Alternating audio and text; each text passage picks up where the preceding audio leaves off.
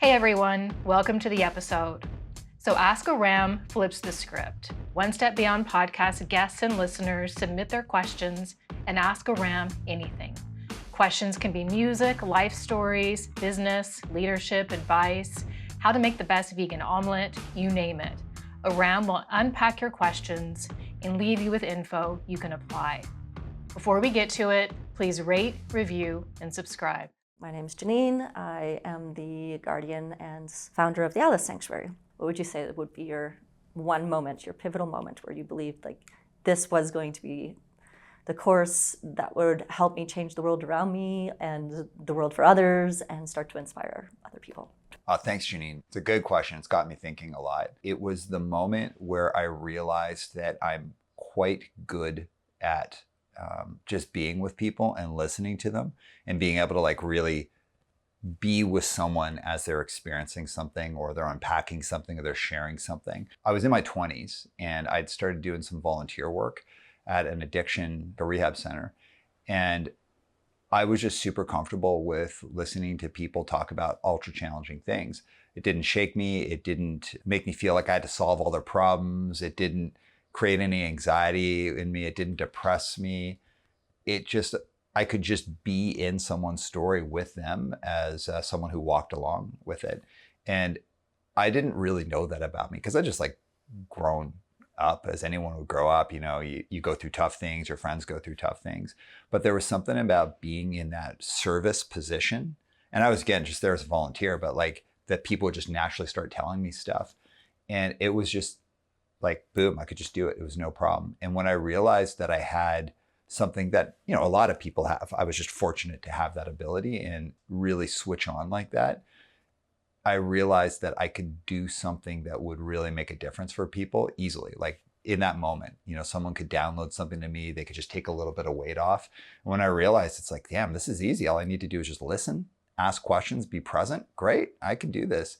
It took the idea of that the enormity of creating change, like, you know, you got to fight the system, you got to do this, you got to do that. Like all of that felt really big for just some like nerd from Alberta. Like I felt like, I don't know how I can change the world. But when I realized changing things fundamentally in the world can be just as much as really listening and being with someone, that was a huge game changer. There's this idea, it's like everybody suffers, you know, I suffer, you suffer. But when we suffer, and someone listens to us and someone spends time with us, someone really is patient with us and walks along that path, and they're not just trying to give us a bunch of advice and shut us up, but they're really just with us. When someone does that for us, when we're suffering, we see we can ease other people's suffering just by listening. And again, when I realized I had some kind of like natural ability about that, that I was able to then to hone over time with skills by going to school and getting a lot of work experience, it's a huge game changer. It's what I built my career on. And it's, you know, the favorite part of my job is being there to help people and listen. For the second part of how I want to approach this is the game changer moment for me around animals specifically is I never grew up with a pet. And so the first, you know, like real pet that I had, like really like felt invested in, was this dog named Josh. It was my partner at the time's dog. I had never like really spent time around a dog before. Like I'd met dogs, but like, I mean, really spent time. This dog was so smart and so like had such a huge personality and really demonstrated like love to people and had preferences, and he had all these toys and he had specific toys that he would like, and he'd like to do things in a specific order. And you just felt like you were dialoguing with this creature. And, you know, up until that point, I had been, you know, I'd spent long periods of my life as being a vegetarian, a little bit of time of being a vegan. And then I'd gone back to eating meat for a number of years when I was touring a lot. And I was one of those like kind of ex-vegetarians who was like, you know, I would always be like, oh, you know, like I feel so guilty eating meat as I'm eating meat, you know, and like, I get it. Like, you know, no judgment, or maybe a little bit of judgment, but that was me too. But when I realized like the thing that moved me away from like all the excuses was having this relationship with this dog. And it was like, oh, you clearly have preferences. You clearly have like, you care about things and you love things and you're afraid of things. Like you have a little soul in there.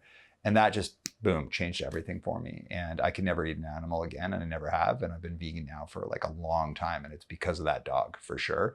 And once you understand one thing has a soul, you realize everything that is, walking around and living and breathing has a soul.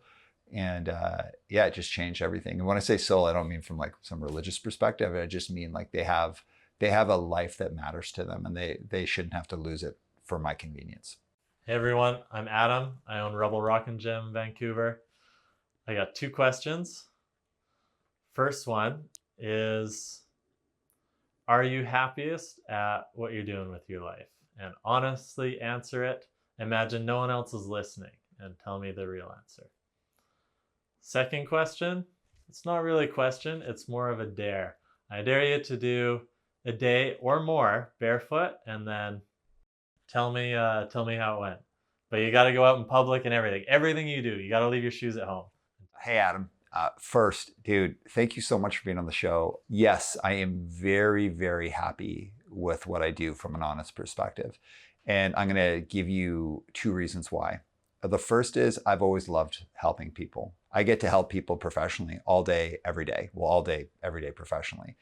It is a super cool thing. And it could be something as simple as helping people become more effective in their communication, which is a huge place where people struggle and they suffer a lot because they can't make themselves clear. They have something they care about. They can't be understood. So it's great. Like something as simple as here's how you answer a question effectively, or here's how you project appropriate physical presence, or here's how you ask good questions.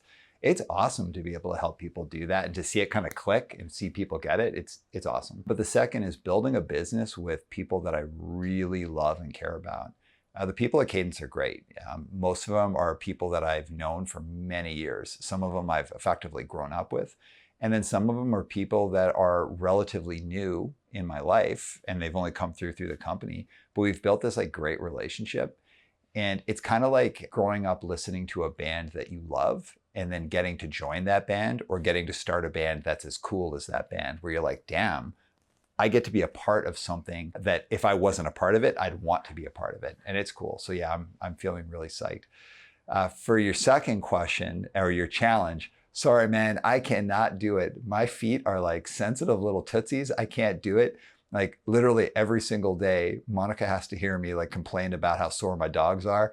I can't take it on, man, but I respect you. I respect your hustle and your foot hustle. So good for you.